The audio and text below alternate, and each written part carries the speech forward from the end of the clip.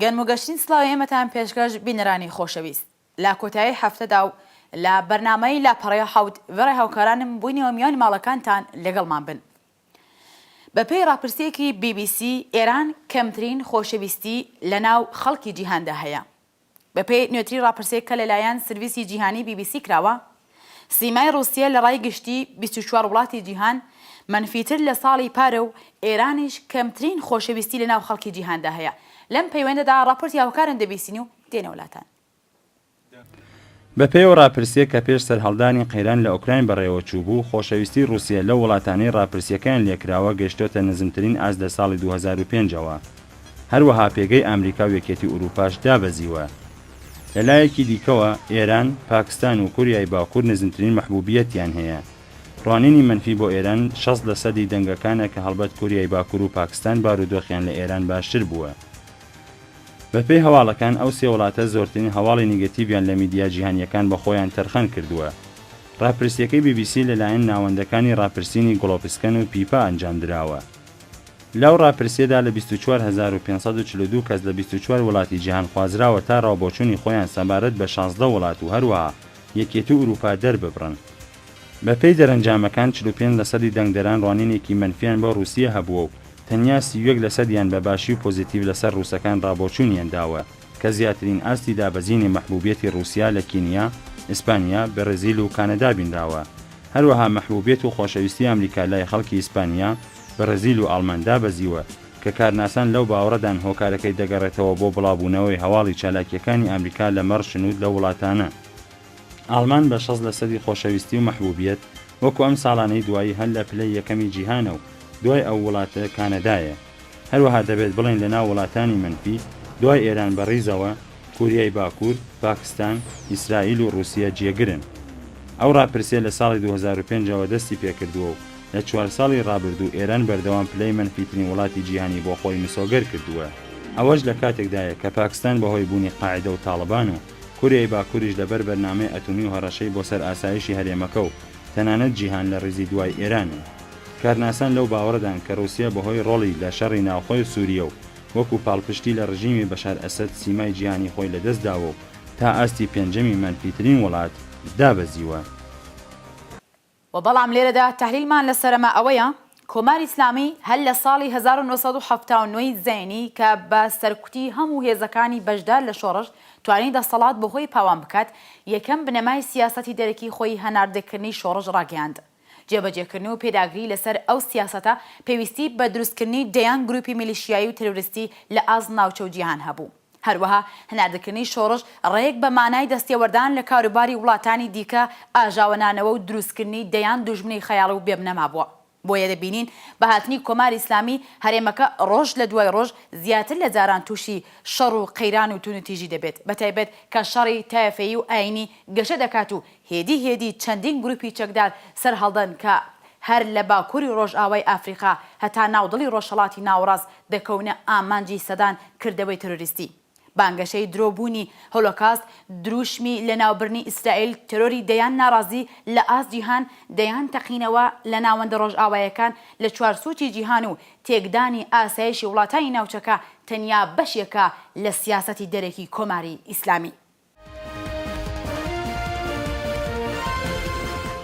لە ئاز ناوخۆش ئێعدامی زیاتر لە 30,000 ناڕازی سیاسی لەم سێدەیەدا و پەرەسەندنی ئێعدام لەم ساڵانەی دوایی و ساختەکاری لە هەڵبژاردن و سەرکوتی دڕۆندانەی هەر جۆرە ناڕزایەتێک و گەندەڵی ئابووری و ئیداری و پاوانی دەسەڵات و داهات لە دەست یەک کەس و یەک گروپ سیمای ئەو حکوومەتە ئاینەیە.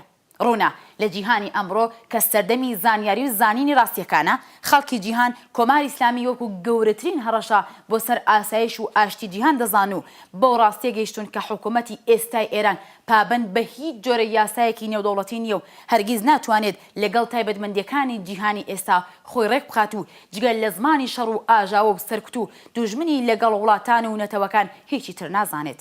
بۆیە دەبینین لە چەند ساڵی ڕابردوو لە چاو خەڵکی جیهان بە شێوەیەکی بەردەوام تەنانەت زیاتر لە کۆرەی باکوور وەکو هەڕەشەیەک بۆ سەر جیهان هاتوۆتە ئەژمار و ڕقوقینی خەڵکی بۆ لای خۆی ڕاکێشاوە.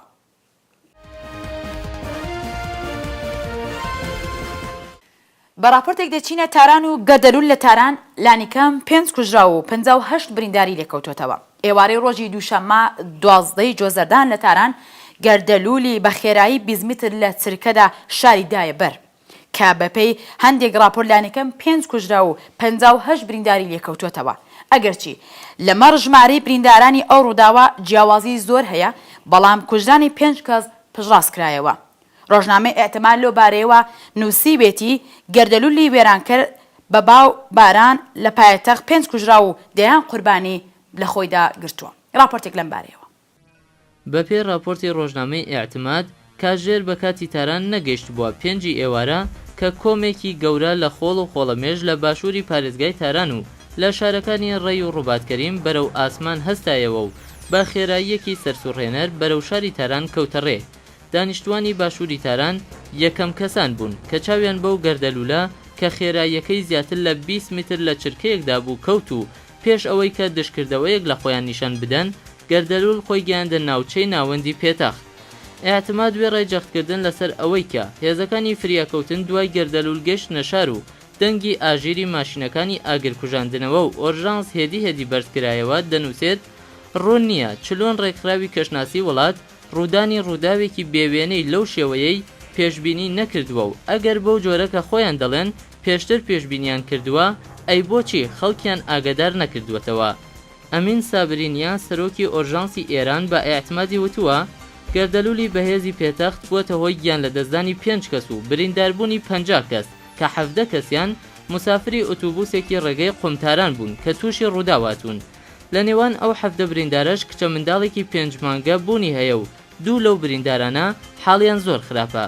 هەروەها هادی ڕەحمەتی بەڕێوەبەری گشتی قەیرانی پارێزگای تارانیش بە پشتڕاستکردنەوەی گیان لە دەستدانی 5 کەس دەڵێت یەک لەو قوربانیانە بەهۆی کەوتنە خواری دارودرەخت و دوو کەسی دیکەش بەهۆی کەوتنەژێر مەوادی بیناسازی گیانیان لەدەستداوە. ڕۆژنامەی شەرقیش لە راپۆرتێک بە ناوی گەردەلوولی سوور و ڕەش هەواڵی داوە کە ئەو گەردەلوولە 4 کوژرا و 30 بریندار خەسارێکی قورسی ماڵی و بڕینی کارەبای 50,000 بنەماڵی لێکەوتوێتەوە.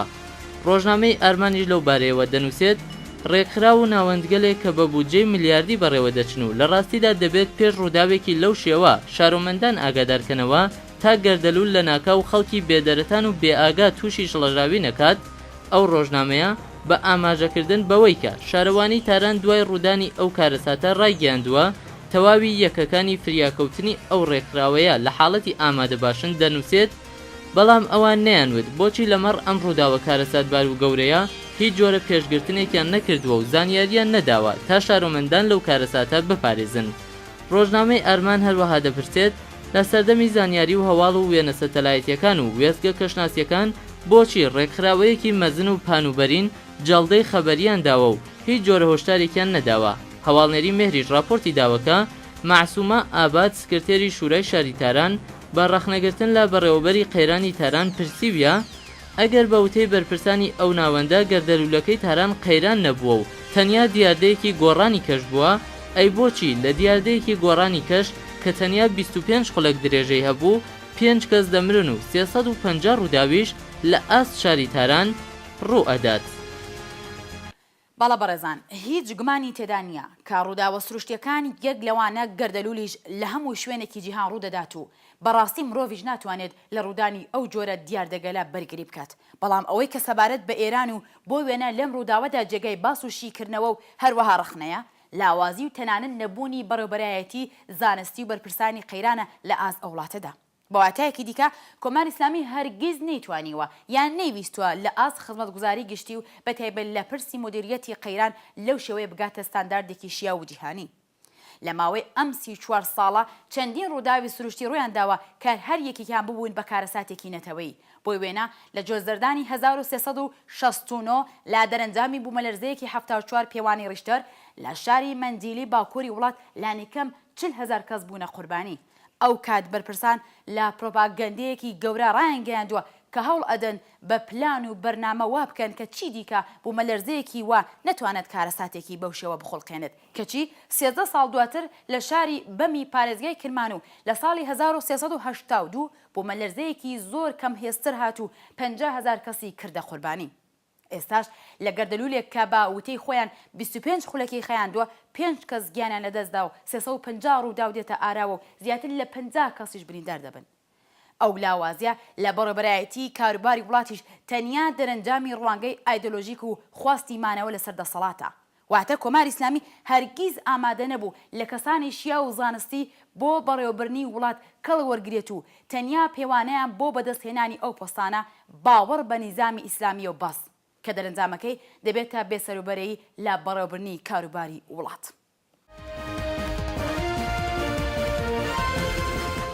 بەڕێزانی بەرنامەی لاپەڕی حەوت لە درێژەی بەرنامەیدا دەچینە یەمەن. شەڕ لە باکووری یەمان 120 کوژراوی لێکەوتوتەوە. بەپێی راپۆرتەکان لە یەمەنەوە لانیکەم 120 کەس لە شەڕ و تێکەڵچوون لە نێوان دەوڵەت و میلیشیاشیەکان لە باکووری ئەو وڵاتە کوژراون. هاوکارم راپۆرتێک لەم بارەیەوە. فڕۆکە شەڕکەرەکان و سەربازانی ئەرتەش ڕۆژی دووشەمە هێرشیان کردە سەر بنکەی میلیشیەکانی حوسی لە پارێزگای عومران. نزیک بە 100 میلیشیا لە دەرەنجامی ئەو هێرشە کوژراون. جێگری فەرمانداری عومران بە هەواڵنێری ڕۆیترزی وتووە کە لەو عەمەڵیاتەدا 20 سەربازیش گیانیان لەدەست داوە. شەڕ لە نێوان ئەو دوولایانێ ڕۆژی دووشەمە دوای ئەوەی کە هەردوولا لەسەر ئاگربڕ ڕێککەوتن کۆتایی پێهاتوو تا ئێستاش هەواڵێکی نوێ لە مەڕ دەستپێکردنەوەی شەڕ بڵاو نەکراوەتەوە. حوسیەکان کە شیعەی زەیدین ماوەی 10 ساڵەکە دژی حکوومەتی ناوەندی یەمەن دەستیان بۆ چەک بردووە و شەڕ لەو ناوچەیە هەر بەردەوامە. ئەو لایەنە دەڵێت خوازیاری خودموختاری زیاترین بۆ هەرێمەکەیان. بەڵام دەوڵەتی یەمەن بانگەشەی ئەوە دەکات کە گروپە میلیشیەکانی حوسی ترۆریستن و دەیانەوێت حکوومەتی شیعە وەکو حکوومەتی ئەوەی ئێران دابمەزرێنن و لەلایەن حکوومەتی شیعەی تارانەوە پاڵپشتی دەکرێن.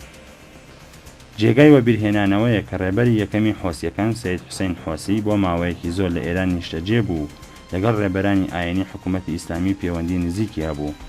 ڕێبەرانی ئیستای میلیشیەکانی حوسیش لەگەڵ تارانە حیزبڵڵا پەیوەندی چڕۆپڕیان هەیە و کۆماری ئیسلامی بە پاڵپشتی ئومەتی ئیسلامی وەسف دەکەن.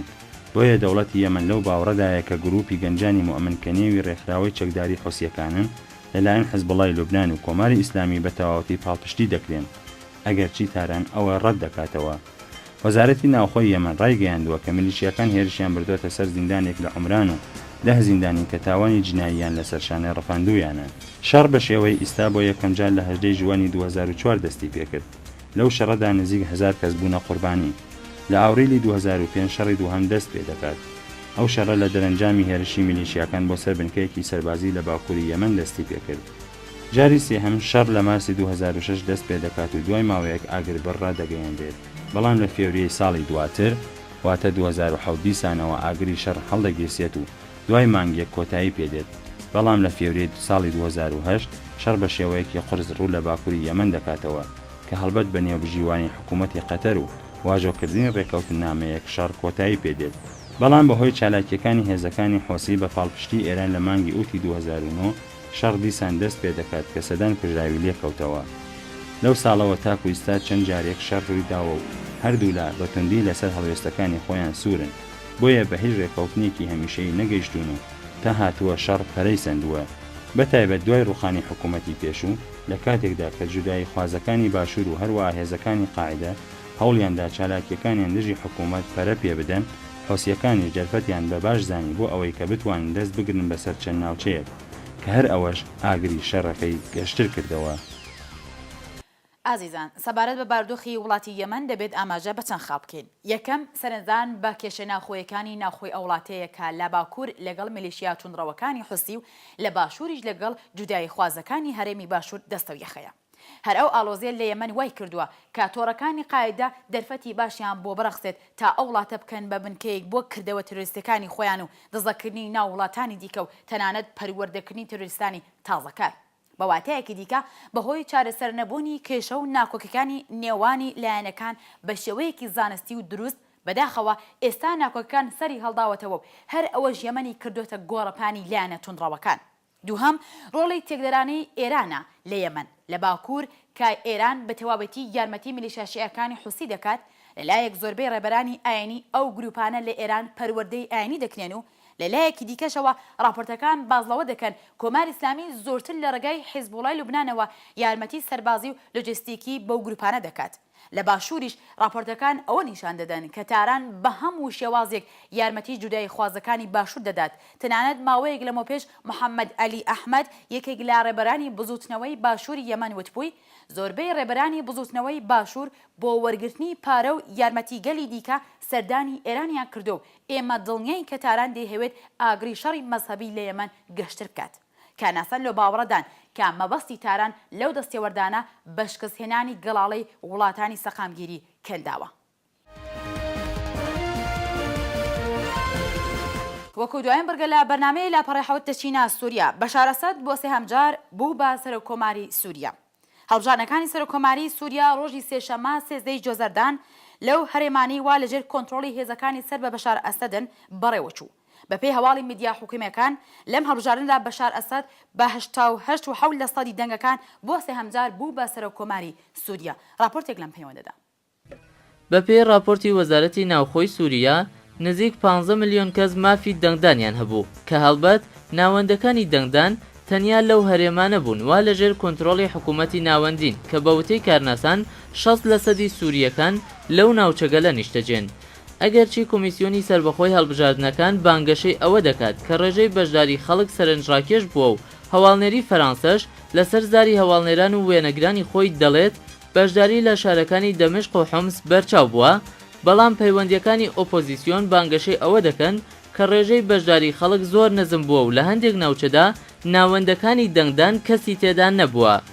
لەو هەڵبژاردنەدا بەشار ئەسەد سەرۆکۆماری ئێستا لە حیزبی باس لەگەڵ ماهر عەبدولحەفیز حەجار ڕێبەری حیزبی ئیرادەی نەتەوەیی و نوێنەری حەلەب لە پارلەمان و حەسان عەبدوڵڵا نووری تێکنۆکراتێکی جێگەی متمانەی حکوومەت و سکرتێری گشتی ژووری پیشەسازی دەمەشق وەکو کاندیدای پۆستی سەرۆکۆماری بەشداریان کردووە. لە بەرامبەردا ئۆپۆزیسیۆن هەڵبژاردنەکانی تەحریم کردبوو. هەروەها ڕۆژاوا و هەندێک وڵاتی عەرەبیش ناڕەزایەتی خۆیان لە بەڕێوەچوونی ئەو هەڵبژاردنە لە هەلومەرجی ئێستا دەربڕی بوو. ڕێکخراوی نەتەوە یەکگرتوەکانیش ڕایگەیاندبوو کە بەڕێوەچوونی هەڵبژاردن ئەتوانێت لەمپەڕێک بێت لە بەرامبەر گەیشتن بە ڕێگەچارەیەکی سیاسی بۆ قەیرانی سیاسی ئێستای سووریا. ئاندرێس فۆگ راسموسێن سکرتێری گشتی ناتۆش ڕایگەیاندووە کە وڵاتانی ئەندامی پەیمانی ئاتلانتیکی باکوور واتان ناتۆ دەرەنجامی ئەو هەڵبژاردنە بە هیچ شێوەیەک بەڕەسمی ناناسن.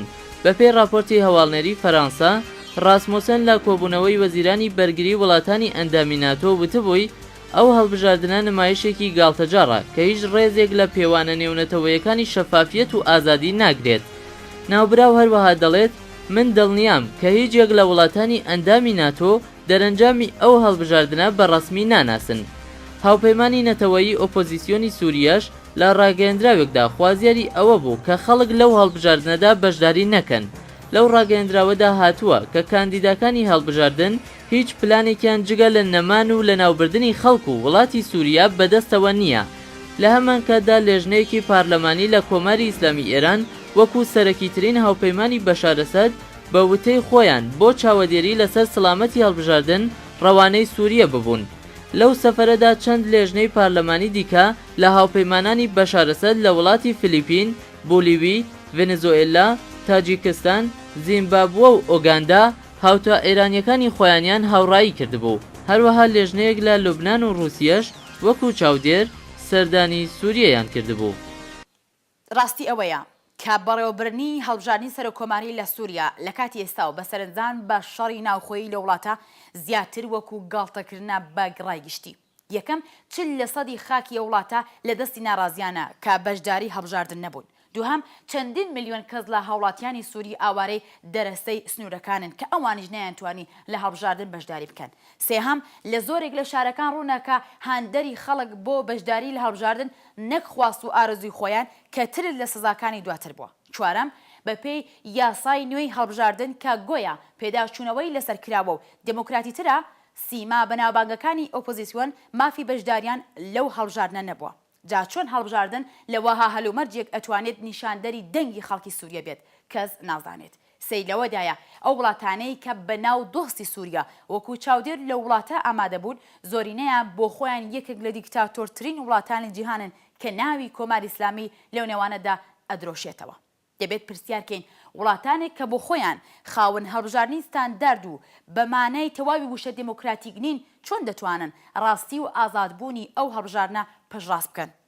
بەوەتەی سکرتێری نەتەوە یەکگرتوەکان ئەو هەڵبژاردنە یارمەتی بە باشتربوونی هەلومەرجی سیاسی ئەمنیەتی سووریا ناکات کەچی بە پێچەوانەوە دەبێتە لەمپەرێک لە بەردەم هەر جۆرە ڕێگاچارەیەکی سیاسی کە بێگومان لە داهاتوویەکی نزیک دەرەنجام و کاریگەرە نیگەتیڤەکانی خۆی ئەنوێنێت. ئازیزانی بەرنامەی لاپەڕی حەوت بەم شێوەیە بەرنامەکەتان پێشکەشکرا تا بەرنمەیەکی دیکە کات خۆش.